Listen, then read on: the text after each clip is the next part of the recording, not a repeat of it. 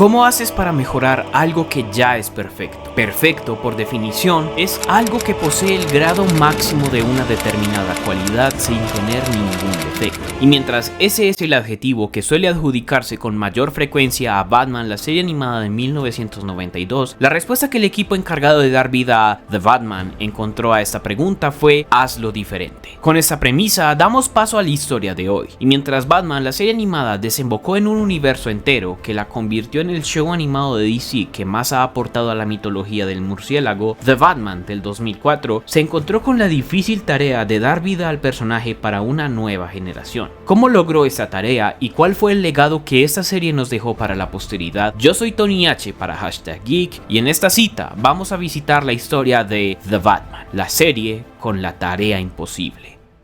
Tras el éxito arrollador de Batman de 1989 de Tim Burton, Warner comenzó a producir la serie de Batman de 1992 con el objetivo de que el público que cosechara la serie animada se sintiera atraído por las películas que se iban estrenando en cine. Esta serie fue emitida en Fox Kids hasta 1995. Cuando se relanzó en 1997, Warner ya contaba con su propio canal de televisión, Kids WB, en donde transmitían a su vez Superman la serie animada y eventualmente Batman Beyond. Las diferencias entre el equipo de Batman Beyond y los ejecutivos de Kids WB llegaron a tal punto que la serie de la Liga de la Justicia, que ya estaba en producción, terminó siendo emitida por Cartoon Network, señal en la que tuvieron mayor libertad para contar las historias que querían sin tantas restricciones. Mientras Cartoon Network cosechaba éxitos con la Liga de la Justicia y eventualmente con Liga de la Justicia Ilimitada, Kids WB quería su porción del pastel, y en una práctica poco común íbamos a tener a dos versiones de Batman en dos cadenas diferentes al mismo tiempo.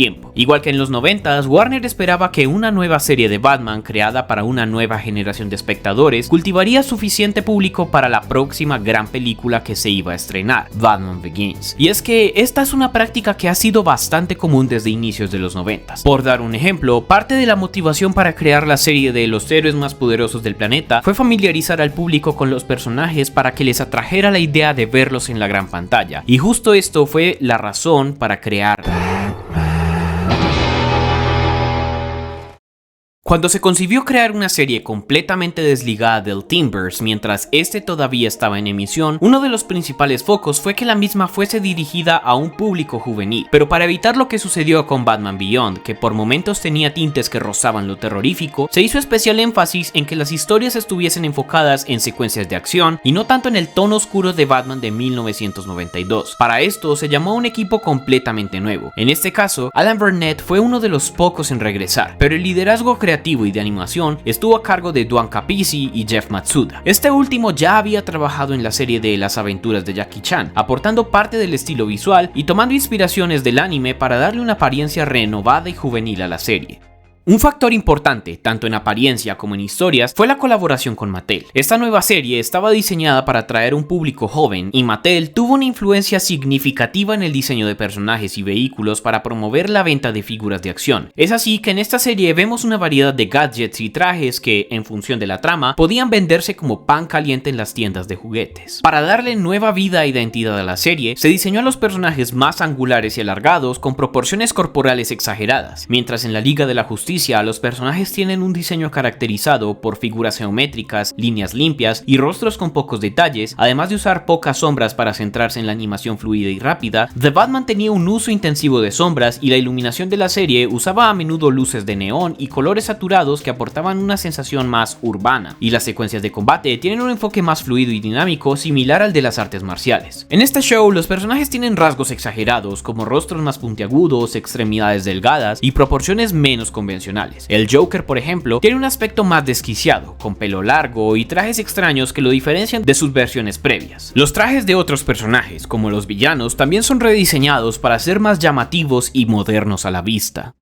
The Batman contó con 5 temporadas con un total de 65 episodios para diferenciarse de la serie de 1992, en donde Bruce ya era un Batman experimentado. Aquí nos explican que apenas lleva 3 años como Batman y ha erradicado casi por completo al crimen común. Es ahí donde comienzan a surgir nuevos villanos. Las primeras 2 temporadas están completamente centradas en un Batman cometiendo errores, mejorando sus gadgets e introducen desde cero a los villanos principales. En la primera temporada nos muestran a los antagonistas en sus primeras batallas con Batman. En la segunda segunda, comienza a explorarse la dinámica de los villanos trabajando entre ellos para derrotar al murciélago, teniendo un foco muy especial en Joker y el Pingüino, y aunque desde el comienzo sentimos la diferencia en tono con su encarnación del 92, con villanos que representan un desafío físico y escenas de acción alucinantes, estas temporadas seguían teniendo un tono muy sombrío. Para la tercera temporada, los creadores buscaron que la serie se sintiera menos detectivesca y pasara a ser más superheroica. Por eso cambiaron aspectos como el intro. Mientras el primer intro te transmitía una atmósfera lúgubre y misteriosa, el intro usado desde la tercera temporada transmite una vibra más épica, centrado en la acción y la aventura, siendo casi una modernización de la música utilizada en la serie de Adam West. Esto sería solo el comienzo de una serie de cambios que llegaron al show para darle una evolución narrativa a los personajes. Los diseños fueron cambiados ligeramente para que la serie se viera más amigable. Ahora Batman no era un novato, y para darle dinamismo a las historias, Batgirl sería su nueva sidekick. Y finalmente tendríamos a James Gordon como un personaje recurrente en la serie. Recordemos que la idea era hacerlo todo diferente. Por esto Batgirl fue la primera sidekick de Batman en lugar de Robin, como solía ser habitual. Para la cuarta temporada la serie iba a mantener su tono más juvenil, y es aquí donde finalmente tendríamos la aparición de Dick Grayson. La razón por la que Robin apareció recién hasta la cuarta temporada fue porque los Jóvenes Titanes seguían en emisión cuando comenzó la serie, y la cadena quería evitar tener dos versiones del personaje al mismo tiempo en televisión. Por esta razón, muchos personajes nunca aparecieron en la serie. Ejemplos como Dos Caras y el Espantapájaros nunca tuvieron participación porque Christopher Nolan había mencionado que los iba a utilizar en sus películas. Tuvimos algunas excepciones como el Joker, pero en general Warner intentaba evitar tener múltiples versiones del mismo personaje en distintos medios simultáneamente. Al menos hasta la llegada de James Gunn, esta regla se siguió aplicando hasta que todo en Warner colapsó.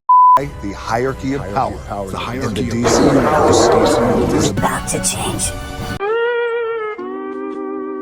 Pero por eso no teníamos al Joker en televisión, porque ya existía Jared Leto. Y Superman y Lois pudo realizarse porque era casi un hecho que Henry Cavill no iba a regresar. Para la última temporada del show, pudimos ver que este Batman funcionaba perfectamente con otros héroes. Incluso tuvimos la participación del detective marciano al final de la cuarta temporada. Para la quinta temporada se quisieron subir las apuestas, e inspirados en la serie de cómics de The Brave and the Bold, la serie en la que Batman trabajaba en equipo con otros héroes, contamos con la aparición de personajes como Superman, Hawkman, Flash, Linterna Verde y Flecha Verde. Pudimos contar con la participación de todos estos héroes, ya que la Liga de la Justicia Ilimitada había llegado a su fin, y así el embargo que mencionamos anteriormente podía levantarse. A lo largo de toda la temporada, Batman trabajaba con cada uno de los héroes, y al final tenemos un épico enfrentamiento en el que todos deben unirse para luchar contra una invasión alienígena, y así nos despedimos de este Batman que nos acompañó desde el 2004 hasta el 2008, donde daríamos paso a una nueva reinvención del personaje.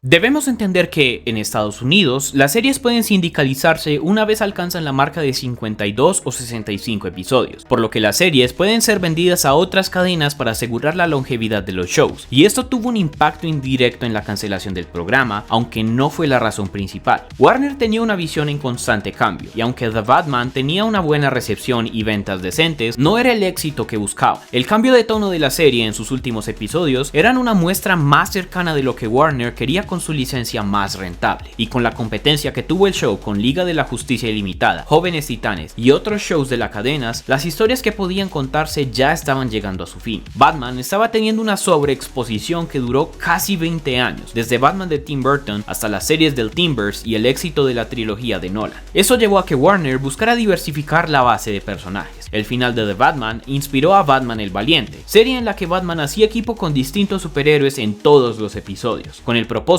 de que algunos héroes menos populares tuvieran más exposición. Asimismo, tuvimos series como Legión de Superhéroes y Justicia Joven que cumplían con el mismo propósito.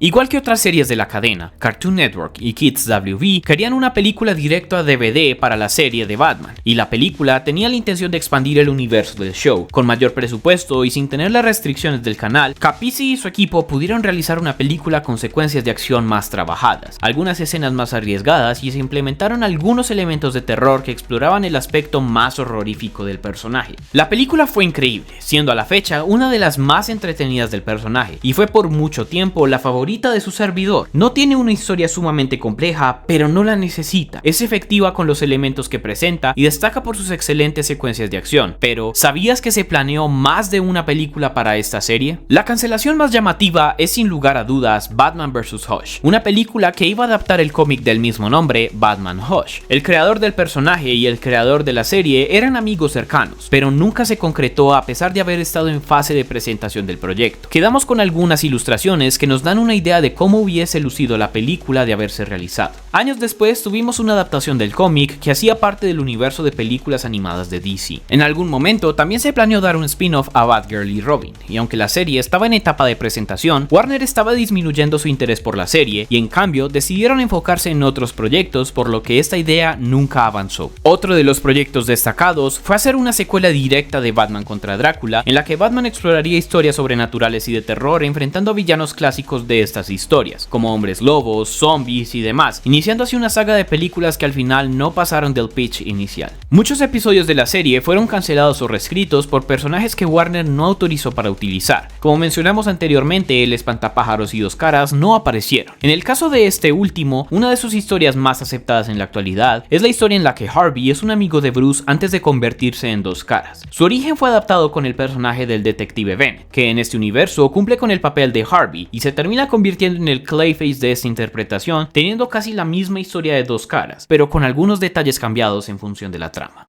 Esta serie tuvo muchos episodios notables que sin duda marcaron a las generaciones que crecieron con este Batman. Aquí te va una lista de mis episodios favoritos. Si consideras que alguno se queda afuera, te invito a dejarlo abajo en los comentarios. Comenzamos nuestra lista con The Bat in the Belfry, el primer episodio de la serie en el que nos presentan a la perfección al Batman de este universo, haciendo una distinción inmediata de todas las versiones previas, y vemos cómo Batman se enfrenta por primera vez al Joker. The Rubber Face of Comedy y The Clayface of Tragedy, los episodios 12 y 13 de la última temporada, nos muestran cómo el detective Bennett se convierte en Clayface, adaptando a la perfección el arco que fue tan exitoso con Harvey Dent en la serie de 1992, dándole un giro bien construido a la historia clásica de Clayface. Strange Minds, episodio en el que Hugo Strange y Batman entran a la mente del Guasón para salvar a un rehén. En este episodio se destacan los visuales surrealistas que nos dejan ver mejor el potencial gráfico de la serie. Traction, episodio 3 de la primera temporada, nos presenta por primera vez al Bane de este universo y adapta en menor medida el cómic de Nightfall. Destaca la reinvención ingeniosa de Bane y la exploración de la relación entre Bruce y Alfred. The Big Chill,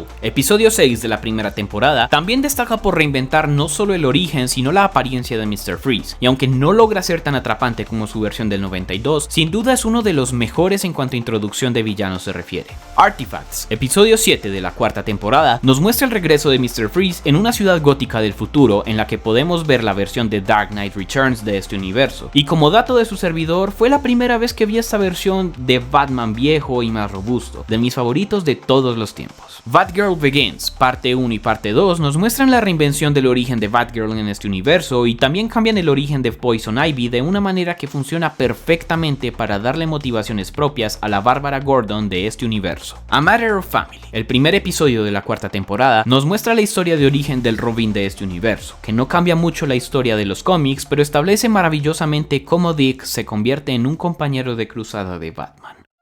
Y a pesar de que esta serie no duró tanto tiempo al aire y algunos fanáticos sentimos que muchas historias quedaron por fuera, logré reunir algunos datos curiosos que quizás desconocías. Para esta serie se buscó renovar todo el elenco de voces para darle una identidad propia. Sin embargo, a modo de tributo, Mark Hamill y Kevin Conroy regresaron en el primer episodio de la cuarta temporada para darle voz a Tony Zuko y al padre de Robin respectivamente. En el doblaje latino, Frank Maneiro fue el responsable de darle voz a Bruce Wayne desde Batman de 1992 hasta el final de Liga de la Justicia Ilimitada. Para esta versión más joven, el sobrino de Frank, Héctor Indriago, dio voz por primera vez al murciélago y sería la voz de incontables producciones animadas del personaje por casi 20 años. Si has visto películas animadas de Batman en latino, shows y cortos, has estado escuchando a Héctor todos estos años y todo comenzó con esta serie. Y hablando del doblaje, para esta versión regresó Rubén León, voz icónica del Guasón que también le dio voz al personaje por más de 20 años y que en mi opinión logró perfeccionar su interpretación en esta serie. Y te matarán por eso. Te veo en el infierno.